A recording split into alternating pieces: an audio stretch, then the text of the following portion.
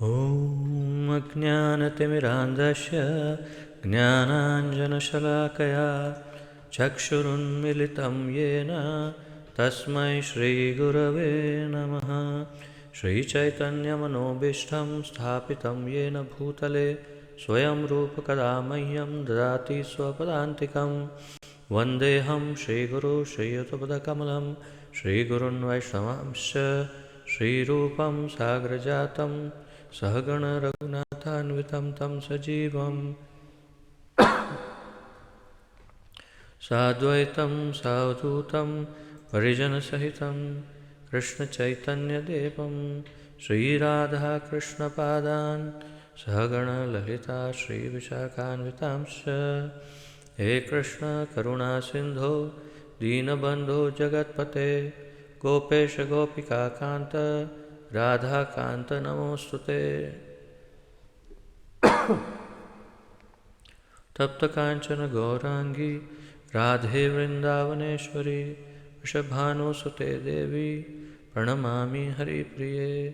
वाञ्छाकल्पतरुभ्यश्च कृपा सिन्धुभ्य एव च पतितानां पावनेभ्यो वैष्णवेभ्यो नमो नमः।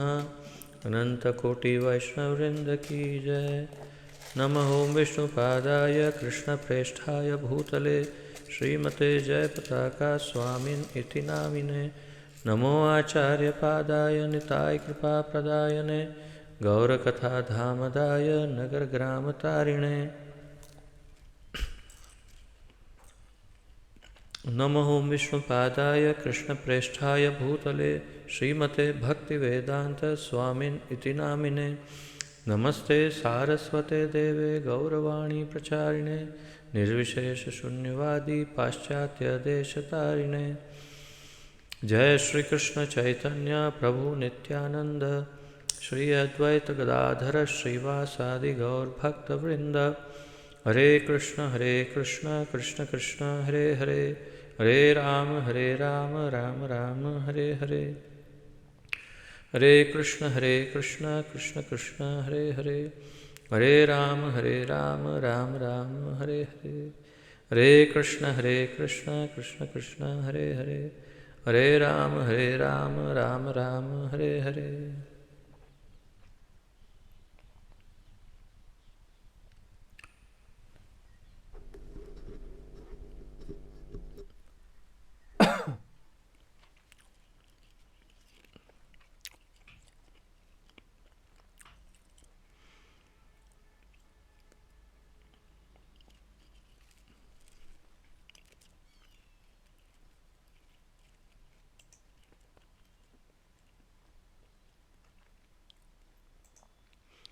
तो आप सबका बहुत बहुत स्वागत है आज के इस अत्यंत महत्वपूर्ण कार्यक्रम में जिसके अंतर्गत हम श्रीमद् भगवत गीता यथारूप का सम्मिलित अध्ययन कर रहे हैं, जिसका आलेखन हमारे इस्कॉन के संस्थापक आचार्य श्री श्रीमद् अभय चरणारविंद भक्तिवेदांत स्वामी श्रील प्रभुपाद जी ने किया है।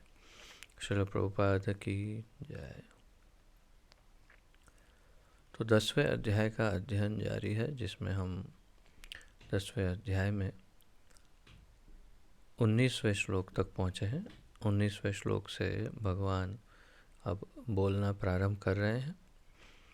अब तक अर्जुन ने कई उसके विचार प्रकट किए, उसका अभिप्राय प्रकट किया, भगवान को, कृष्ण को परम भगवान के रूप में स्वीकार किया, तथा अब उसने इच्छा प्रकट की इस बार कि मुझे आप अपने जो विभिन्न भौतिक रूप हैं उसका परिचय दीजिए।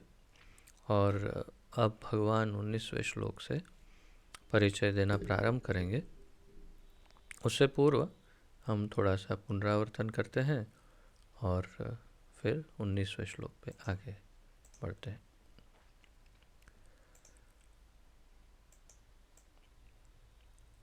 तो 16वें श्लोक से हमने अध्ययन किया था शुक्रवार को। 16वें श्लोक में अर्जुन कहते हैं, कृपा करके विस्तार पूर्वक मुझे अपने उन दैवी ऐश्वर्यों को बताएं जिनके द्वारा आप इन समस्त लोकों में व्याप्त हैं। तो अब दैवी ऐश्वर्य भगवान के उसका ज्ञान प्राप्त करने का इच्छुक है अर्जुन, और कहते हैं, हे कृष्ण, हे परम योगी, मैं किस तरह आपका निरंतर चिंतन करूं और आपको कैसे जानूं। हे भगवान, आपका स्मरण किन किन रूपों में किया जाए। तो अब पूछ रहे हैं भगवान से कि आप बताएं कि आप, अब ये तो जान गया हूँ कि आप परम भगवान हैं, परंतु मैं क्या करूं जिससे निरंतर आपका चिंतन हो, सदा सर्वदा आपका चिंतन कर पाऊं। इसके लिए मुझे क्या करना होगा, और आपका स्मरण मैं किन किन रूपों में करूं, इसका उत्तर चाहते हैं भगवान से। और 18वें श्लोक में कहते हैं, हे जनार्दन, आप पुनः विस्तार से अपने ऐश्वर्य तथा योग शक्ति का वर्णन करें। मैं आपके विषय में सुनकर कभी भी तृप्त नहीं होता हूँ, क्योंकि जितना ही आपके विषय में सुनता हूँ उतना ही आपके शब्द अमृत को चखना चाहता हूँ। तो यहाँ विशेष रूप से कृष्ण को अर्जुन ये निवेदन कर रहे हैं कि आप अब अपनी भौतिक शक्ति में जो आपने आपको जो विस्तरित किया है विभिन्न, तो उसका परिचय बताइए और किन किन रूपों में मैं कैसे कैसे आपका दर्शन कर सकता हूँ भौतिक संसार में उसका मुझे आप वर्णन कीजिए। और मैं आपको अर्थात कि मैं आपके विषय में जितना भी अधिक सुनता हूँ उतना मुझे और अधिक सुनने का मन होता है, और जितना आपसे सुनता हूँ उतना और अधिक आपसे सुनने की इच्छा होती है। तो ये मैं जैसे कल पिछली बार आपको निवेदन कर रहा था कि वास्तव में ये एक शुद्ध भक्त के लक्षण है। एक शुद्ध भक्त जो होता है वो इसी प्रकार भगवान के जितने भी गुणगान सुनता है कभी भी तृप्त नहीं होता, और भगवान के विषय में जितना सुने उतना उसकी भूख बढ़ती है। और भगवान से जब सुन रहा हो तब तो फिर क्या कहना। भगवान के गुणगान सुन कर के जो तृप्त नहीं होता, वो स्वयं भगवान को सुनकर कैसा महसूस करता होगा, आप कल्पना कर सकते हैं। तो वैसी दशा अब अर्जुन की है। अर्जुन अब चाहते हैं कि भगवान और बोलते जाए और बोलते जाए। क्षमा करें। तो अर्जुन क्योंकि एक शुद्ध भक्त हैं भगवान के तथा प्रिय मित्र भी हैं भगवान के, और इस भगवत गीता के निमित्त भी हैं अर्जुन। हम सबको भगवत गीता का ज्ञान भगवान जो देना चाहते हैं उसके निमित्त हैं अर्जुन, इसलिए अर्जुन की हर इच्छा पूरी करते हैं भगवान। और इसलिए अब यहाँ पर अर्जुन अर्जुन से कहते हैं कि हाँ, मैं तुम्हें अपने ऐश्वर्यों का वर्णन करता हूँ। तो यहाँ से लेकर के आगे अब कई श्लोकों तक भगवान अपने भौतिक रूप में अपने विविध विस्तार को बताएंगे। तो इसमें एक अपने आप में एक अलग ही आनंद है, और ये सब हम अगर स्मरण रखेंगे तो हम भी अर्जुन की तरह इसी भौतिक संसार में भगवान का दर्शन कर पाएंगे। तो भगवान को इस भौतिक संसार में कहाँ कैसे पाया जाए, उसका वर्णन अब अर्जुन को करने वाले हैं भगवान। तो आइए उसका उच्चारण करते हैं 19वें श्लोक का, तत्पश्चात उसका अध्ययन करते हैं।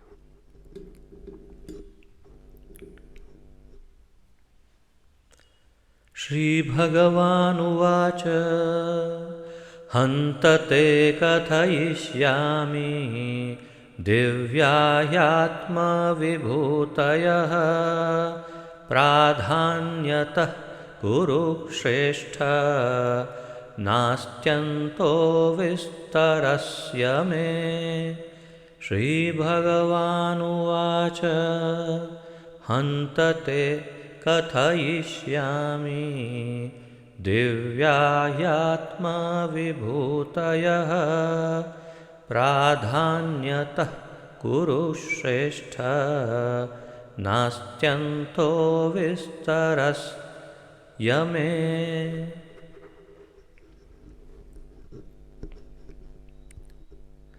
श्री भगवान शब्दार्थ अनुवाद तथा तात्पर्य श्री प्रभुपाद जी द्वारा। श्री भगवान उवाच, भगवान ने कहा, हंता, हंत, क्षमा करें, हंता नहीं है, हंत है। हंत यानी हाँ, जैसे हम हाँ कहते हैं, यस, जी हाँ, ऐसे कहते हैं, तो भगवान संस्कृत में कह रहे हैं हंत यानी हाँ। ते तुमसे कथयिष्यामि कहूँगा, दिव्याः दैवी ही निश्चय ही आत्मविभूतयः अपने ऐश्वर्यों को का या अपने ऐश्वर्यों को प्राधान्यतः प्रमुख रूप से कुरु श्रेष्ठ, हे कुरु श्रेष्ठ, न अस्ति नहीं है, अंतः सीमा, विस्तरस्य विस्तार की, में मेरी मेरे। अनुवाद। श्री भगवान ने कहा, हाँ, अब मैं तुमसे अपने मुख्य मुख्य वैभव युक्त रूपों का वर्णन करूँगा, क्योंकि हे अर्जुन, मेरे ऐश्वर्य असीम है। भगवान ने क्या कहा? श्री भगवान ने कहा, हाँ, अब मैं तुमसे अपने मुख्य मुख्य और वैभव युक्त रूपों का वर्णन करूँगा। तो इसके दो अर्थ होते हैं। एक तो ये कि भगवान के विस्तार की, जैसे वे स्वयं ही कह रहे हैं, ऐश्वर्यों की कोई सीमा नहीं है, असीम ऐश्वर्य है। तो फिर हमारे लिए सब कुछ जानना संभव नहीं है भगवान के विषय में, और इसलिए भगवान कहते हैं कि मैं तुम्हें मुख्य मुख्य जो, और वो भी वैभव युक्त मेरे जो रूप हैं इस भौतिक संसार में, उनका वर्णन करूँगा। सिर्फ सब नहीं कर पाऊँगा। क्यों नहीं कर पाऊँगा? क्योंकि हे अर्जुन, मेरे ऐश्वर्य असीम है, सीमा नहीं है। जैसे कि हम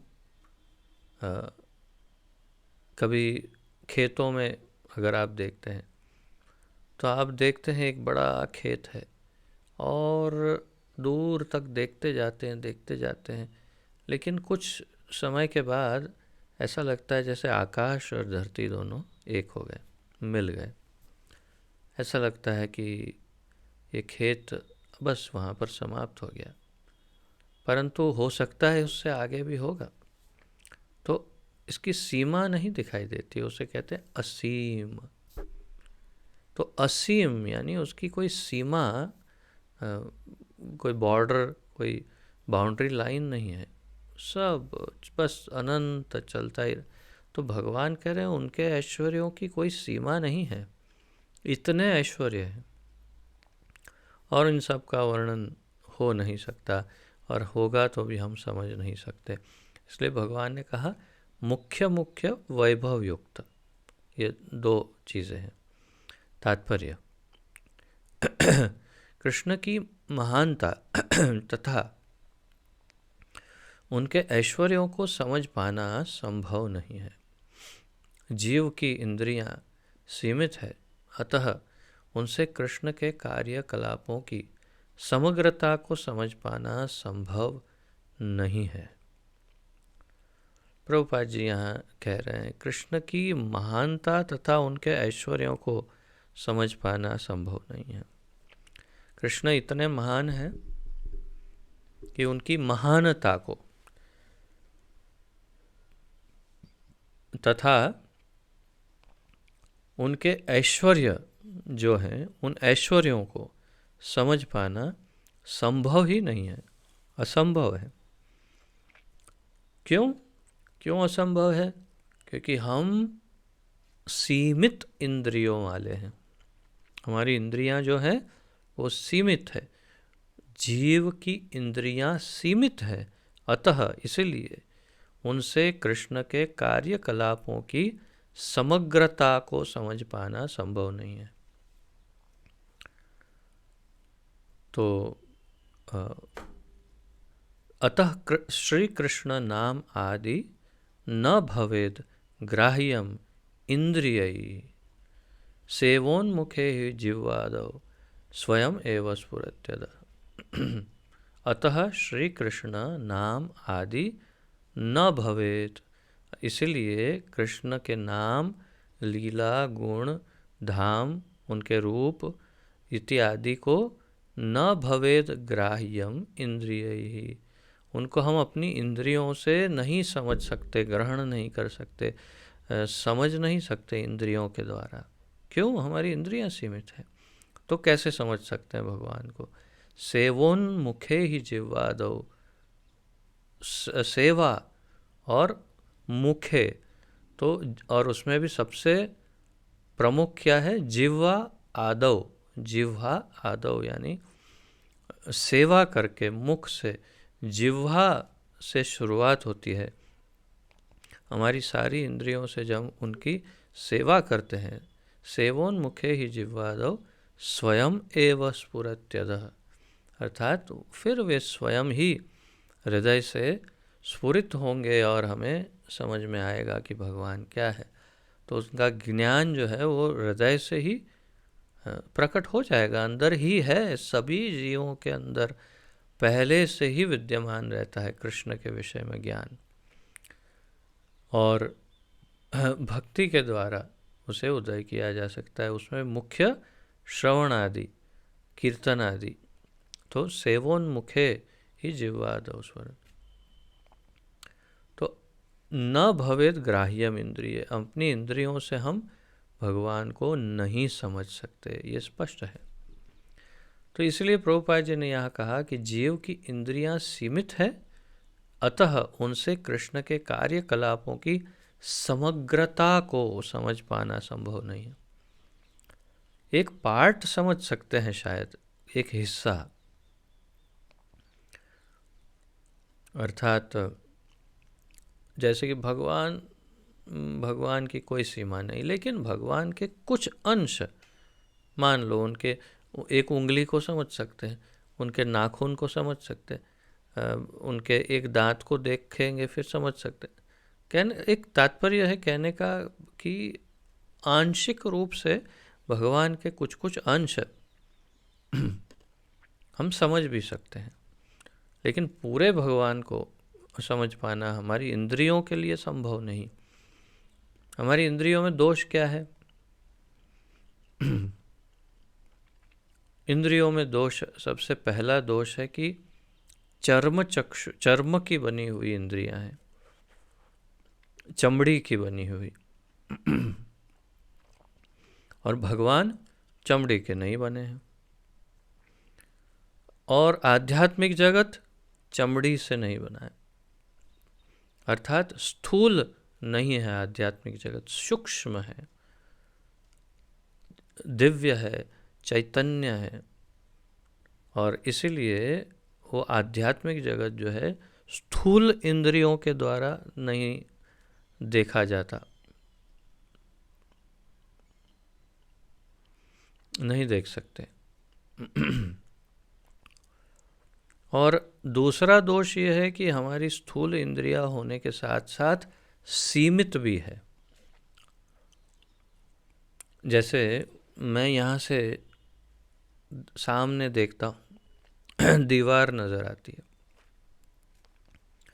दीवार के पीछे एक और रूम है, उस रूम में क्या है मैं मेरे इन आँखों के द्वारा नहीं देख सकता। तो क्या मैं ये मानूं कि उस रूम में कुछ भी नहीं है, वहाँ बल्कि रूम ही नहीं है? क्यों? मुझे दिखाई नहीं दे रहा है। जो नहीं दिखता उस पर विश्वास नहीं कर सकते। तो क्या ये बुद्धिमानी है? जो नहीं दिख रहा वो नहीं हो सकता। मुझे तो जितना दिखेगा मैं तो उतना ही मानूंगा। तो आप जानते हैं कि ये तो दुर्बुद्धि है, अल्प बुद्धि है, अल्प ज्ञान है। उसका अर्थ ये है कि मेरी इंद्रिय सीमित है, उसकी एक लिमिट है, उसकी एक सीमा है। ऐसे ही कान, इस रूम में क्या कोई बोल रहा है सुनाई दे रहा है, दूर से कोई चिल्लाता आवाज़ तो सुनाई देता है, लेकिन यहाँ से आधा किलोमीटर दूर कोई क्या बोल रहा है, अरे क्या चिल्ला रहा है, यहाँ आवाज़ पहुँचती ही नहीं है, सुनाई नहीं देता, पता नहीं चलता। तो ये अर्थात वहाँ कुछ नहीं हो रहा है, कोई बात, यहाँ आधे किलोमीटर के बाहर कोई है ही नहीं, कोई बात ही नहीं कर रहा है। नहीं, सब कुछ हो रहा है, लेकिन मेरी इंद्रिय सीमित है। तो दोष किसका है? मेरी इंद्रिय का है। दोष किसका है? मेरी इंद्रियों का है। मेरी इंद्रियां सीमित है, इसलिए मैं भगवान को ना ही देख पाता हूँ, ना ही समझ पाता हूँ। लेकिन भगवान को देखने और समझने के लिए असीम इंद्रियां होनी चाहिए, जो हमारे पास नहीं है। आगे के अध्यायों में जब भगवान अर्जुन को विश्वरूप दिखाते हैं, अर्जुन की इच्छा से, अर्जुन फिर इच्छा प्रकट करते हैं, तो जब विश्वरूप दिखाने की बात करते हैं तो भगवान कहते हैं लेकिन तुम ये चमड़ी की आंखों से मुझे नहीं देख सकते। ऐसा करता हूँ, मैं तुमको दिव्य चक्षु प्रदान करता हूँ और उन दिव्य चक्षुओं से तुम देखो कि मैं, जैसे आप मान लो कि कभी आपको अनुभव हो, कभी आपने 3D फिल्म देखी हो। हम छोटे थे तब थिएटर में लगती थी 3D फिल्म। उसमें एक विशेष प्रकार का चश्मा दिया जाता था जो पहना जाता है और फिर वो फिल्म देखते हैं तो एकदम ऐसे ही लगता है जैसे 3D की तरह, जैसे ऐसे करके कोई हाथ कर रहा है तो लगता है ओ ऐसे सब ऐसे हो जाते, पीछे हो जाते, ओह मुझ पर आ गया एकदम से, ऐसे लगता है। तो वो चश्मा यदि निकाल दे तो वो फिल्म भले 3D है या कुछ भी है, वो जो सामने एकदम से मुंह के सामने आ जाता है ऐसा लगता है, वो नहीं लगता।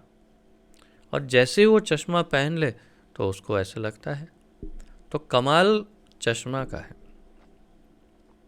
बस बिल्कुल वैसे ही अगर भगवान उसको दिव्य चक्षु का चश्मा देते हैं तो ही अर्जुन देख पाएंगे भगवान के उस दिव्य रूप को।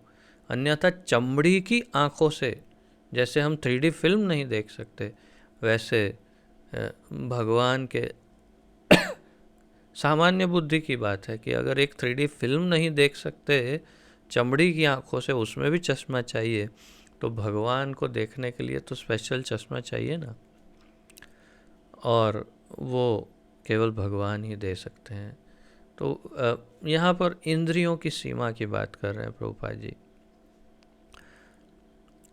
तो आगे बताते हैं, तो भी भक्तजन कृष्ण को जानने का प्रयास करते हैं, किंतु यह मानकर नहीं कि वे किसी विशेष समय में या जीवन अवस्था में उन्हें पूरी तरह समझ सकेंगे।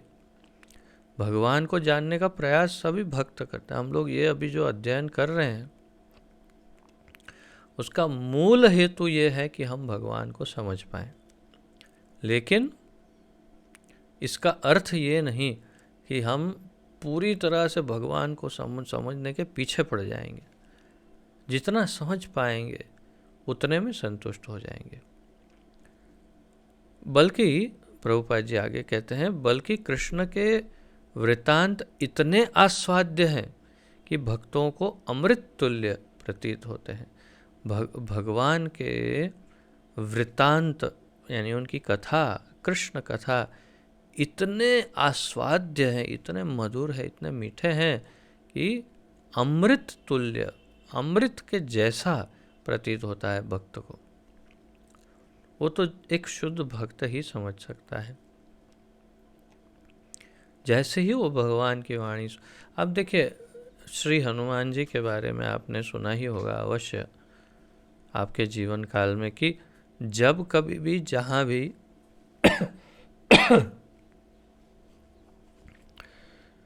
अगर कहीं श्री राम कथा हो रही हो तो ऐसा निश्चित है कि जहाँ भी श्री राम कथा होती है वहाँ हनुमान जी अवश्य पहुँच जाते हैं। तो तात्पर्य क्या है?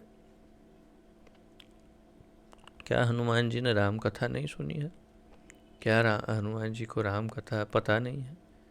अरे वो तो स्वयं राम कथा के एक पात्र है, हिस्सा है, तो फिर उनको क्या मजा आएगा राम कथा। लेकिन भगवान के गुणगान सुनने में इतना आनंद आता है एक भक्त को, इतना अधिक आनंद आता है कि वो जितनी बार सुनाओ सुनता जाता है। और हनुमान जी है कब से? वैसे तो कुछ विशेषज्ञों का ये कहना है कि इस चतुर्युगी में तो राम अवतार हुआ ही नहीं है। कुछ विशेषज्ञ ऐसे कहते हैं कि इस चतुर्युगी में, इन 4 सत्य त्रेता द्वापर कली में तो राम जी हुए ही नहीं है। ये तो उसके 1 या 2 युग, दो चतुर्युगी के साइकिल के पहले हुए थे। तो तब से हनुमान जी जीवित है और हनुमान जी तब से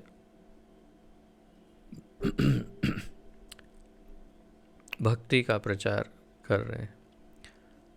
परंतु अगर मान लेते हैं कि इसी त्रेता युग में राम जी आए, तो भी जैसे आप सब जानते हैं 17,28,000 वर्ष का सतयुग है, फिर 12,96,000 का त्रेता युग है, 8,64,000 का द्वापर युग है और कलयुग 4,32,000 का है। तो 4,32,000 प्लस 8,64,000, ठीक है। और आप मान लो कि पूरा का पूरा अगर हम त्रेता युग गिने तो सब मिला जुला करके 25 लाख वर्ष, अंदाजन 25 लाख वर्ष से हनुमान जी 25 लाख वर्ष से हनुमान जी भजन कर रहे हैं। और 25 लाख वर्ष में 25,000 करोड़ बार कथाएं हुई होगी और सब कथा में हनुमान जी बैठ करके सुने होंगे राम कथा। तो बस आप तो बस अंदाज़ा लगाइए कि उन्होंने राम कथा सुनने का क्या रिकॉर्ड बनाया होगा। परंतु क्यों? कारण एक ही है, भक्त का सदा सदा सर्वदा नित नवीन नव यौवन उसे लगता है। भगवान की कथाएं जितना सुनता है उतना आस्वादन बढ़ता है, कभी बोर नहीं होता है। तो यहाँ पर ये उदाहरण के साथ प्रभुपाद जी फिर आगे बताते हैं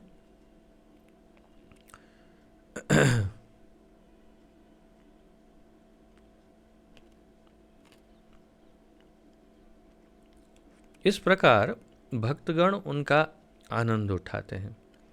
भगवान के ऐश्वर्यों तथा उनकी विविध शक्तियों की चर्चा चलाने में शुद्ध भक्तों को दिव्य आनंद मिलता है।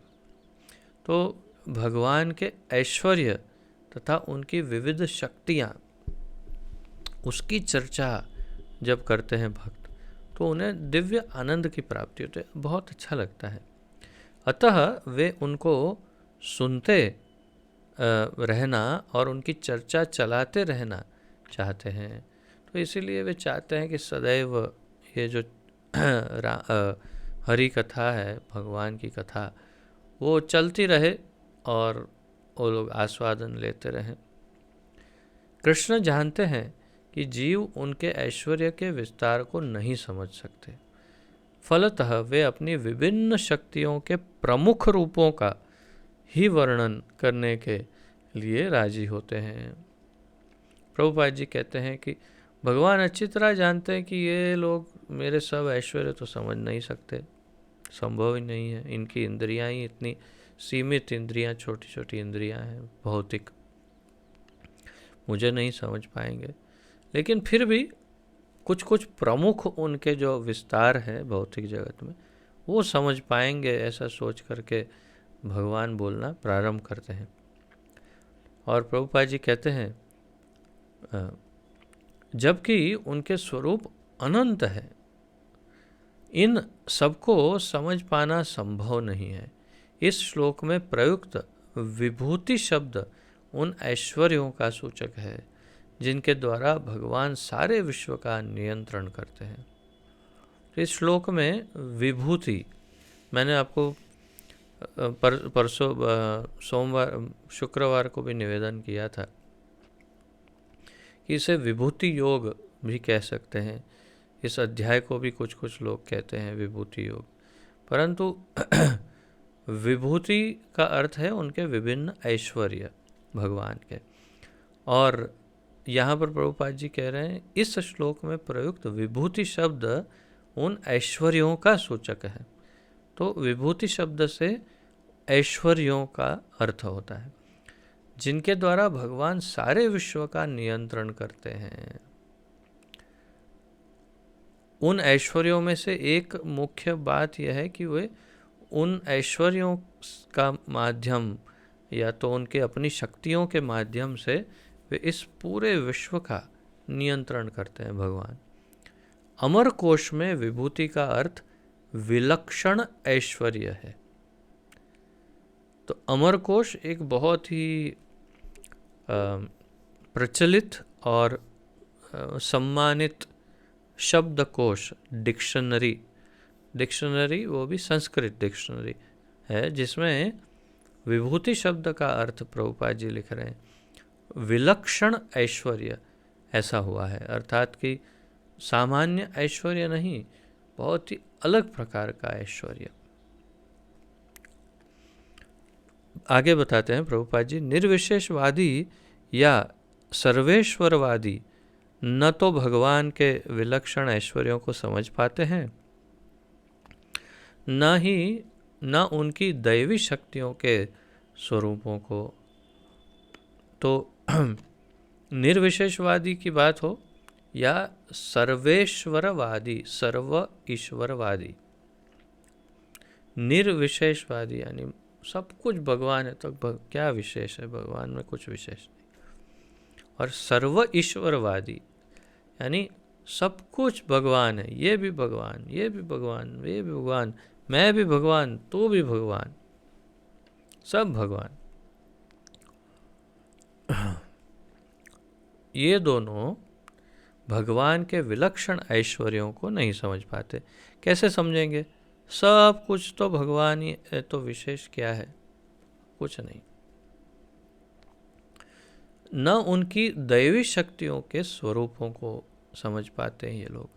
तो भौतिक जगत में तथा वैकुंठ लोक में उनकी शक्तियाँ उनके रूपों में फैली हुई है। भौतिक जगत में तथा वैकुंठ में, दोनों जगह पे भगवान की शक्तियाँ उनके अनेक रूपों में फैली हुई है। अब कृष्ण उन रूपों को बताने जा रहे हैं, लेकिन विशेष रूप से भौतिक। इस भौतिक संसार में जो उनके विभिन्न रूप हैं उनका परिचय देने जा रहे हैं। जो सामान्य व्यक्ति प्रत्यक्ष रूप से देख सकता है, जो सामान्य व्यक्ति अपनी चमड़ी की आंखों से जो देख सकता है, ऐसे ऐश्वर्यों की अब बात करने जा रहे हैं, ऐसे रूपों की जिसे देख करके व्यक्ति ये सोच सकता है कि हाँ, मैंने भगवान का दर्शन किया। इस प्रकार उनके रंग बिरंगी शक्ति का आंशिक वर्णन किया गया है।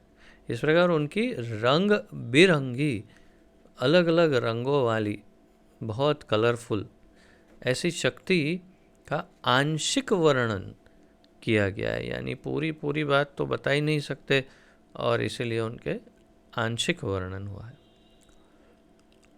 अब यहाँ से भगवान 20वें श्लोक से प्रारंभ करेंगे अपने विभिन्न प्रकार के रूपों या स्वरूपों, इसमें भौतिक संसार में विस्तृत है भगवान, उसका वर्णन। तो आइए उच्चारण करते हैं 20वें श्लोक का।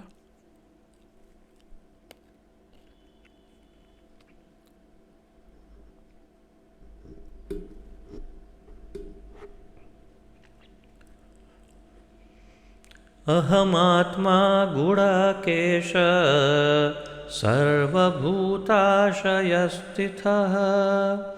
अहमादिश्च मध्यं च भूतानामन्त एव च। अहमात्मा गुडाकेश सर्वभूताशयस्थितः अहम आदिश्च मध्यम च भूतानामन्त एव च।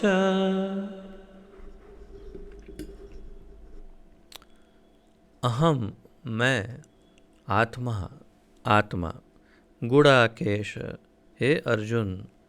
इस शब्द का अर्थ प्रभुपाद जी तात्पर्य में समझाएंगे।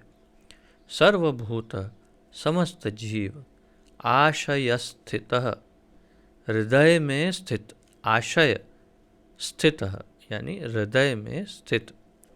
अहम मैं, आदि आदि ही उद्गम, च भी मध्यम मध्य, च भी भूतानाम समस्त जीवों का, अंतः अंत, एव निश्चय ही, च तथा। अब आगे बढ़ने से पहले इस श्लोक के ऊपर थोड़ा मंथन कीजिए। अहम आत्मा गुडाकेश सर्वभूताशय स्थितः, इसका अर्थ यदि हमें समझना हो अपने आप तो कैसे समझेंगे? अहम मैं, आत्मा आत्मा हूँ, गुडाकेश है अर्जुन, सर्वभूताशय स्थितः सभी जीवों के हृदय में बैठा हुआ हूँ।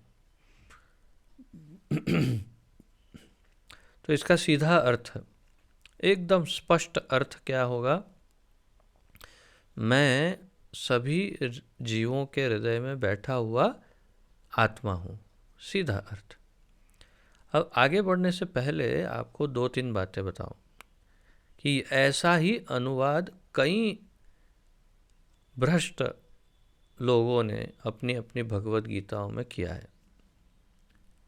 इसी प्रकार समझाया कि भगवान क्या है? आत्मा, इसीलिए कहते हैं आत्मा सो परमात्मा, कोई अंतर नहीं, परमात्मा आत्मा दोनों एक है। क्यों?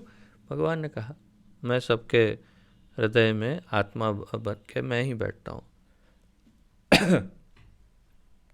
एक तो ये बात।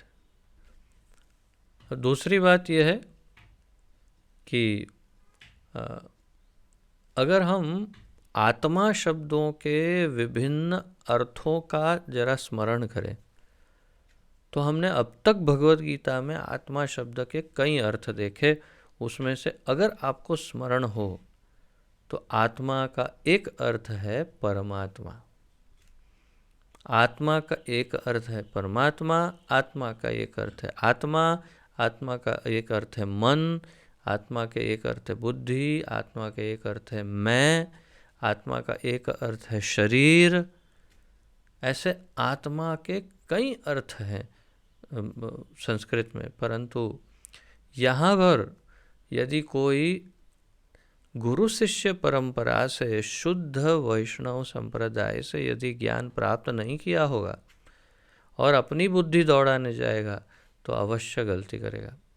इसीलिए, और मैंने ये इसलिए इतना लंबा यहाँ पर समझाने का प्रयास किया क्योंकि मैं जानता हूँ कि कुछ, जैसे मैं भक्ति में आने से पूर्व किसी ने मुझे इस श्लोक का अर्थ समझाया था, तो उन्होंने इसी प्रकार समझाया था कि सबके हृदय में बैठा हुआ आत्मा भगवान ही तो है, अर्थात मैं ही तो भगवान हूँ क्योंकि मैं आत्मा हूँ। तो अब प्रभुपाद जी तात्पर्य में क्या बताते हैं, देखिए। अनुवाद फिर से पढ़ते हैं। हे अर्जुन, मैं समस्त जीवों के हृदय में स्थित परमात्मा हूँ। हे अर्जुन, मैं समस्त जीवों के हृदय में स्थित परम आत्मा हूँ, आत्मा नहीं। और भगवान ने क्या कहा, अहम आत्मा। लेकिन प्रभुपाद जी क्या कह रहे हैं, नहीं नहीं, परमात्मा। क्यों? क्योंकि यही सत्य है जो प्रभुपाद जी कह रहे हैं। मैं ही समस्त जीवों का आदि, मध्य तथा अंत भी हूँ। तो हे अर्जुन, मैं समस्त जीवों के हृदय में स्थित परमात्मा हूँ। मैं ही समस्त जीवों का आदि तथा मध्य तथा अंत भी हूँ। और हमने अनेक श्लोक देखे जिसके अंदर भगवान ने ये स्पष्ट किया कि प्रत्येक जीव के हृदय में दो व्यक्ति रहते हैं निश्चित रूप से। एक है आत्मा, जिसका ये मुख्य रूप से जिसके लिए ये शरीर है, और दूसरे हैं परमात्मा, जो सदैव, सतत, निरंतर, सदैव जीवात्मा के साथ ही रहते हैं। परंतु वे जीवात्मा नहीं है और जीवात्मा परमात्मा नहीं है, ये दोनों अलग हैं। तो आइए आगे तात्पर्य में देखते हैं। बहुत सुंदर ढंग से प्रभुपाद जी ने इस बात का निरूपण किया है। इस श्लोक में अर्जुन को गुड़ाकेश कहकर संबोधित किया गया। जैसे मैं बता रहा था, ये शब्द का अर्थ समझाएंगे प्रभुपाद जी। तो गुड़ाकेश का अर्थ क्या है? गुड़ा का ईश या गुड़ाक एश।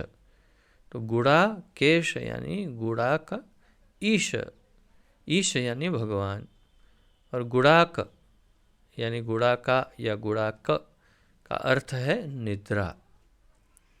और निद्रा रूपी अंधकार को जीतने वाला यानी गुड़ाकेश। निद्रा रूपी अंधकार को जीतने वाला। जो लोग अज्ञान रूपी अंधकार में सोए हुए हैं, उनके लिए ये समझ पाना संभव ही नहीं कि भगवान किन किन विधियों से इस लोक में तथा वैकुंठ लोक में प्रकट होते हैं। तो ये जो सामान्य जीव हैं, थोड़े से अल्प बुद्धि, वे नहीं समझ पाते हैं। तो जो लोग अज्ञान रूपी अंधकार में सोए हुए हैं, उनके लिए ये समझ पाना असंभव है, लगभग संभव नहीं है कि भगवान किन किन विधियों से इस लोक में तथा वैकुंठ लोक में प्रकट होते हैं। अतः कृष्ण द्वारा अर्जुन के लिए इस प्रकार का संबोधन महत्वपूर्ण है। किस प्रकार का? गुड़ाकेश। गुड़ाकेश का क्या अर्थ है? फिर से, निद्रा रूपी अंधकार को जीतने वाला। निद्रा रूपी जो अंधकार है उसको जीतने वाला, उसे कहा गुड़ाकेश। चूंकि अर्जुन ऐसे अंधकार से ऊपर हैं, अतः भगवान उससे विविध ऐश्वर्यों को बताने के लिए तैयार हो जाते हैं। अब देखिए, यहाँ प्रभुपाद जी स्पष्ट करते हैं कि क्यों भगवान अर्जुन को बता रहे हैं भगवत गीता। चूंकि अर्जुन ऐसे अंधकार से ऊपर है, तमसो माँ ज्योतिर्गमय, मुझे अंधकार से प्रकाश की ओर ले जाइए।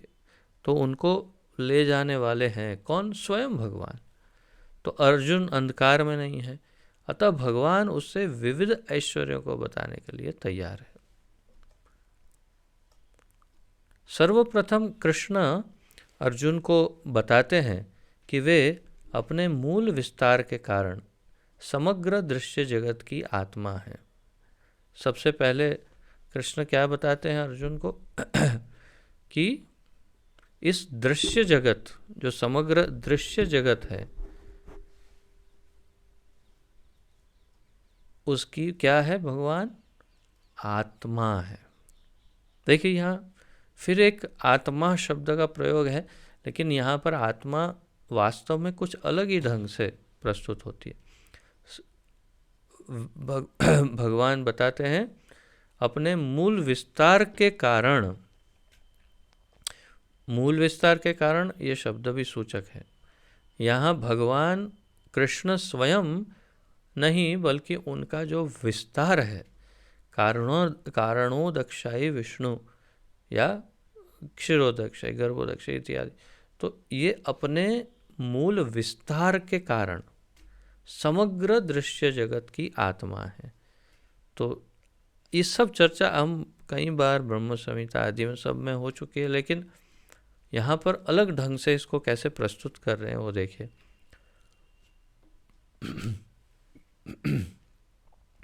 भौतिक सृष्टि के पूर्व भगवान अपने मूल विस्तार के द्वारा पुरुष अवतार धारण करते हैं और उन्हीं से सब कुछ आरंभ होता है। आप जानते हैं अच्छे से, जो महाविष्णु चित्र देखा होगा आपने कई बार कि महाविष्णु कारणोदक्षाई विष्णु कारण समुद्र में शेष शैया शेष जी के बिस्तर पर सोए हैं और उनके रोमकूप के अर्थात शरीर के एक एक छिद्र से एक एक ब्रह्मांड प्रकट हो रहा है और भगवान सो रहे हैं। और उन ब्रह्मांडों के अंदर फिर एक विष्णु दिखाई देते हैं, वो भी शेष शैया में सोए हैं। उनके नाभि कमल के अंदर से एक ब्रह्मा जी दिखाई देते हैं।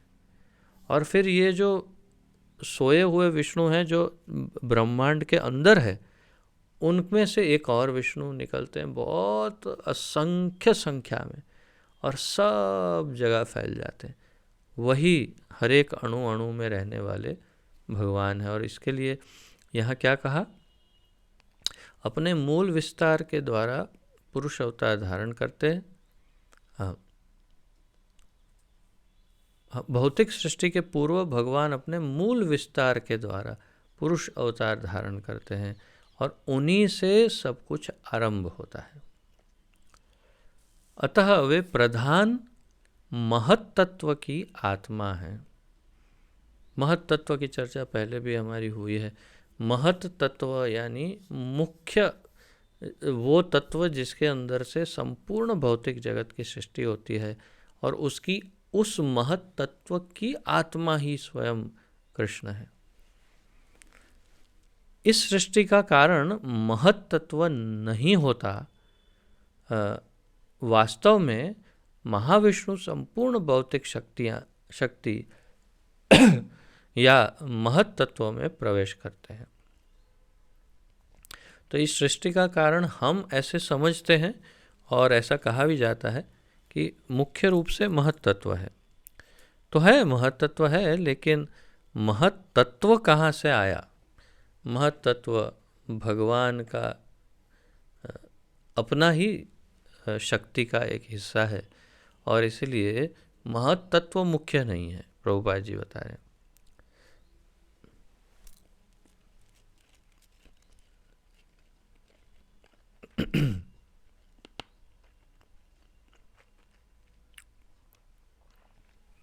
प्रभुपाद जी कहते हैं इस सृष्टि का कारण महत तत्व नहीं है।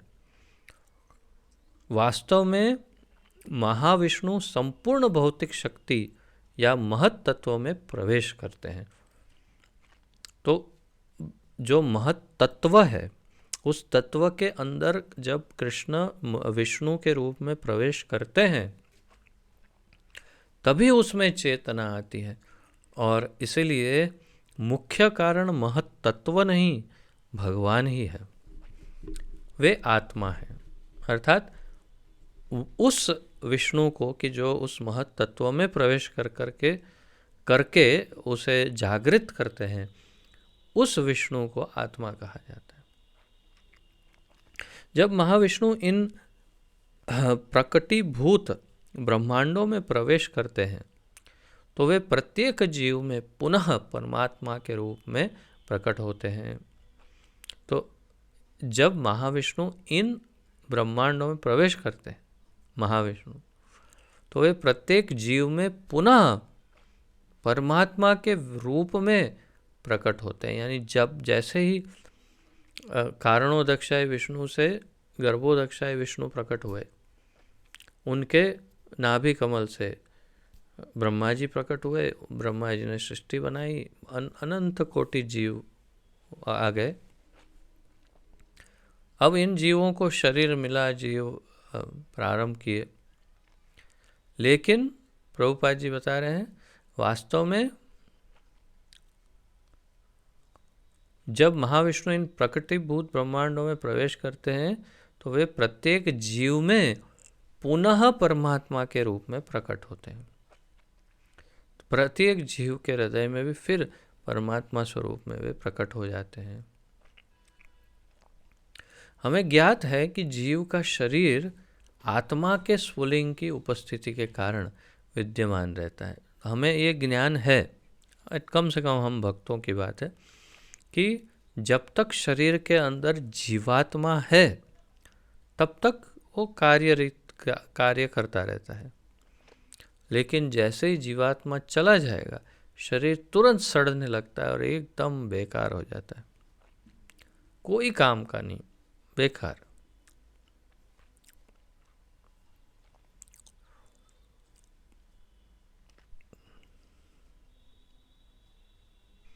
बिना आध्यात्मिक स्फुलिंग के शरीर विकसित नहीं हो सकता। तो अगर जीवात्मा नहीं है तो शरीर का विकास नहीं होगा।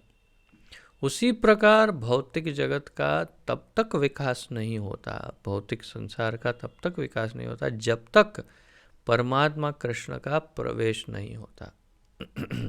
कितना सुंदर कहा।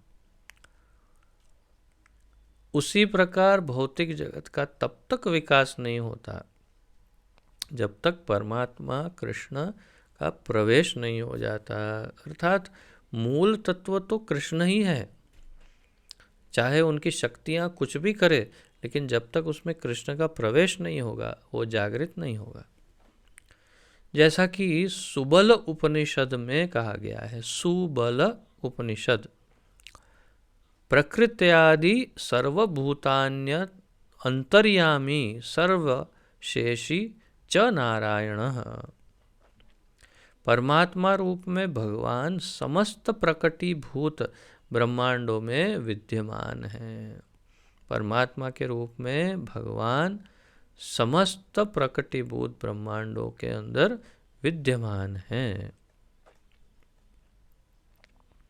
श्रीमद् भागवत में तीनों पुरुष अवतारों का वर्णन हुआ है।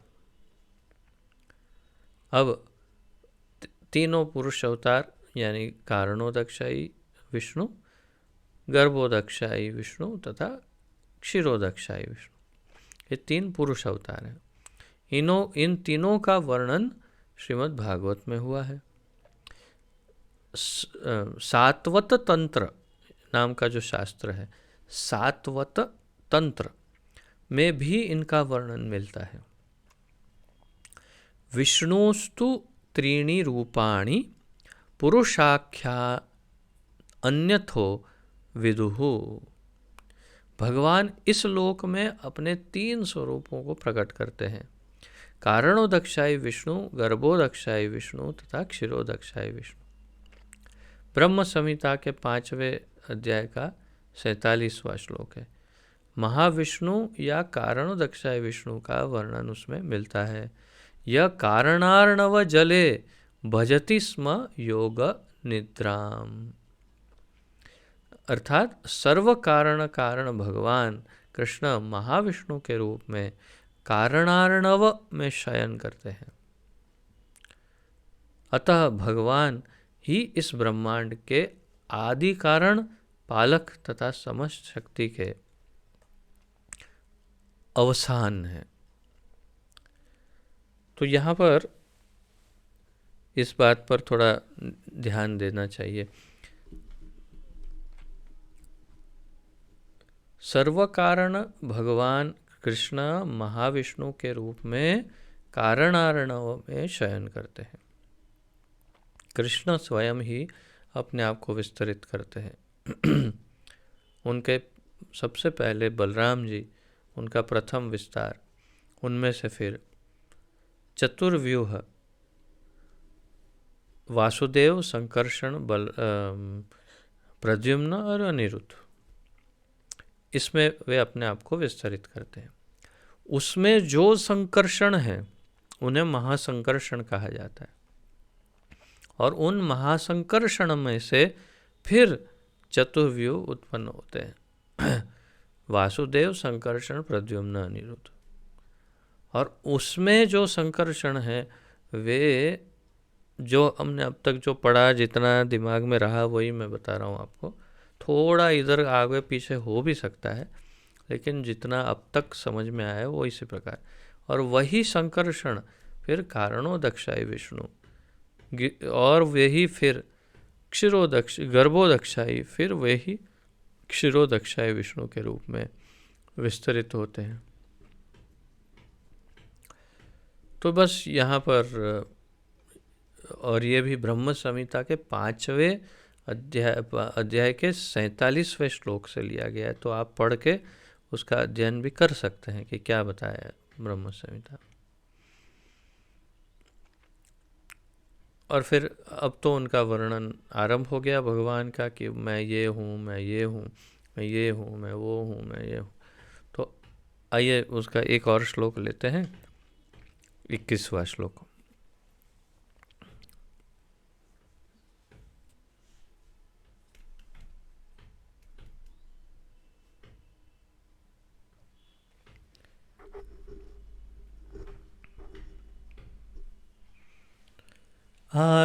आदित्यानामहं विष्णुर्ज्योतिषां रविरंशुमान् मरीचिर्मरुतामस्मि नक्षत्राणामहं शशि। आदित्यानाम् अहं विष्णुर्ज्योतिषां रविरंशुमान् मरीचिर्मरुतामस्मि नक्षत्राणाम् अहं शशि।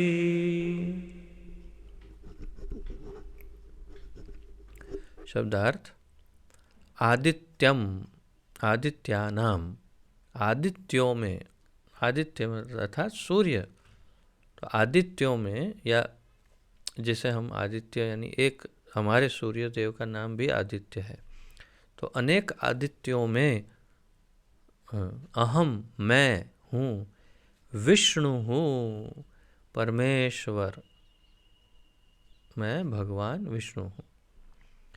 ज्योतिषाम, समस्त ज्योतियों में, रवि ही, सूर्य हूँ। अंशुमान, किरण माली, प्रकाशमान, मरीचि ही, मरीचि। मरुतानाम, मरुतों में, अस्मि हूँ। नक्षत्राणाम, तारों में, अहम मैं हूँ, शशि चंद्रमा। अनुवाद: मैं आदित्यों में विष्णु, प्रकाशों में तेजस्वी सूर्य, मरुतों में मरीचि तथा नक्षत्रों में चंद्रमा हूँ। आप ये सूची बना करके लिख भी सकते हैं ताकि याद रहे कि भगवान क्या क्या है।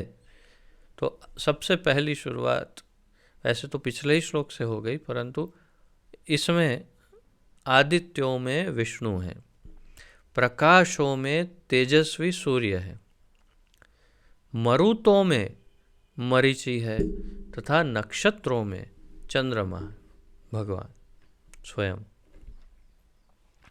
तात्पर्य, आदित्य 12 है, 12 आदित्य टिला।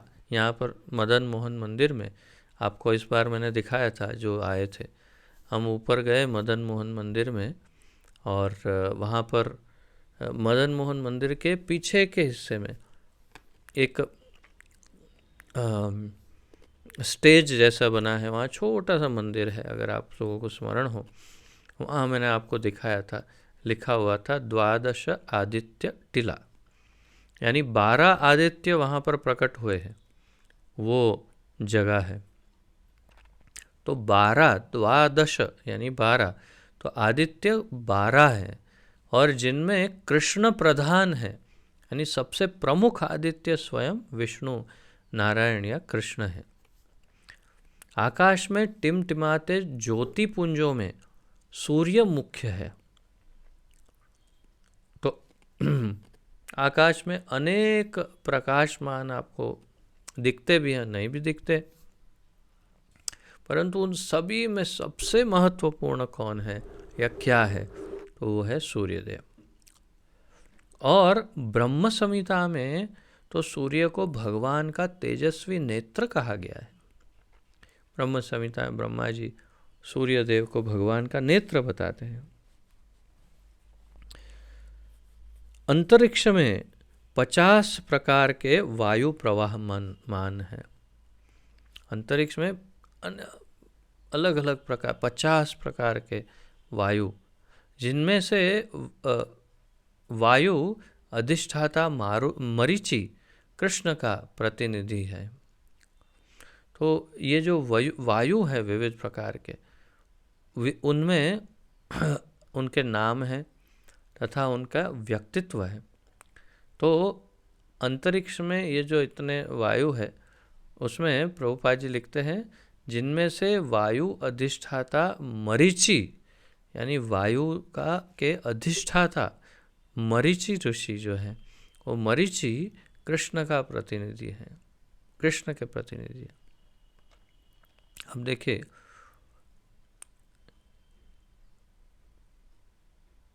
नोट करते जाइएगा जो जो भी प्रभुपाद जी समझा भी रहे हैं, प्लस भगवान ने जो जो घोषणाएं की कि मैं ये हूँ, मैं वो हूँ। अब आगे बताते हैं, नक्षत्रों में रात्रि के समय चंद्रमा सर्व प्रमुख नक्षत्र है। जैसे दिन में एक ही दिखता है, वैसे दूसरे दिखते नहीं, लेकिन अगर कोई दिखते भी हो तो भी सूर्य सबसे प्रकाशित है, तो दिन में तो स्पष्ट है सूर्य। रात्रि में अनेक तारे भी दिखते हैं, लेकिन चंद्रमा सबसे प्रमुख दिखता है। तो नक्षत्रों में रात्रि के समय चंद्रमा सर्व प्रमुख नक्षत्र है, अतः वह कृष्ण का प्रतिनिधि है। तो भगवान कहते हैं मैं शशि हूँ नक्षत्रों में, अर्थात वे चंद्रमा स्वयं कृष्ण है। इस श्लोक से प्रतीत होता है, प्रभुपाद जी अब एक नई बात बता रहे हैं हमें, इस श्लोक से प्रतीत होता है कि चंद्रमा एक नक्षत्र है, अतः आकाश में टिमटिमाने वाले तारे भी सूर्य प्रकाश को परिवर्तित करते हैं। तो चंद्रमा एक नक्षत्र है और आकाश में टिमटिमाने वाले तारे, अर्थात जितने तारे हैं, सूर्य प्रकाश को परिवर्तित, क्षमा करिए, परावर्तित है, परावर्तित करते हैं। परावर्तित अर्थात रिफ्लेक्ट करते हैं, रिफ्लेक्शन अर्थात उसको जैसे यहाँ से ऐसे टकराया, जैसे मेरे हाथ में ये किरण है मानो, ऐसे टकराया और टकरा के वापस गई, तो उसे परावर्तित कहते हैं। तो आधुनिक विज्ञान भी यही कहता है कि हमें क्यों ये चंद्र और तारे चमकते हुए दिखते हैं, क्योंकि वास्तव में सूर्य का प्रकाश उनको टकरा के वापस आता है और उस प्रकाश को देखकर हमें लगता है कि ओह ये जगमग जगमग हो रहे हैं। वास्तव में वो सूर्य का ही प्रकाश होता है। तो वैदिक वाङ्मय में ब्रह्मांड के अंतर्गत अनेक सूर्यों के सिद्धांत को स्वीकृति प्राप्त नहीं है। सूर्य एक है और सूर्य के प्रकाश से चंद्रमा प्रकाशित है तथा अन्य नक्षत्र भी, सारे नक्षत्र और सारे चंद्र आदि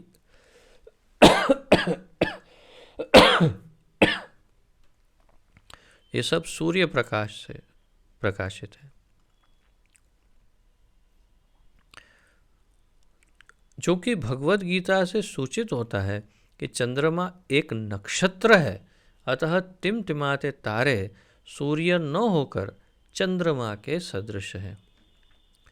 तो अब यहाँ एक बात स्पष्ट हो गई कि चंद्रमा एक नक्षत्र है। नक्षत्र अर्थात एक प्रकार से तारे जैसा। तो प्रभुपाद जी कह रहे हैं कि इससे ये तो सिद्ध हो गया कि चंद्रमा एक नक्षत्र है और इसीलिए ये जो छोटे छोटे तारे हैं वो सूर्य नहीं है, वो सब चंद्रमा के जैसे ही हैं, जो बहुत ज़्यादा दूर है इसलिए छोटे दिखते हैं, लेकिन चंद्रमा जैसे ही सूर्य प्रकाश फेंकने वाले ही हैं सब, और कुछ नहीं है। तो इस प्रकार हम आज यहीं विराम लेते हैं। 22वें श्लोक से फिर आगे कल बढ़ेंगे और बस अब ये चलता ही रहेगा। भगवान का ये सिलसिला, ये श्रृंखला चलती रहेगी। वे बताते रहेंगे मैं ये हूँ, मैं वो हूँ, मैं ये हूँ, मैं।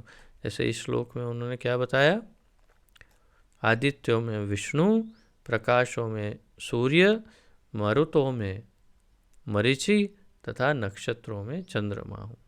ठीक है, स्मरण रखिएगा। और यदि कोई किसी का प्रश्न आदि हो, उत्कंठा, जिज्ञासा, तो प्रस्तुत कर सकते हैं।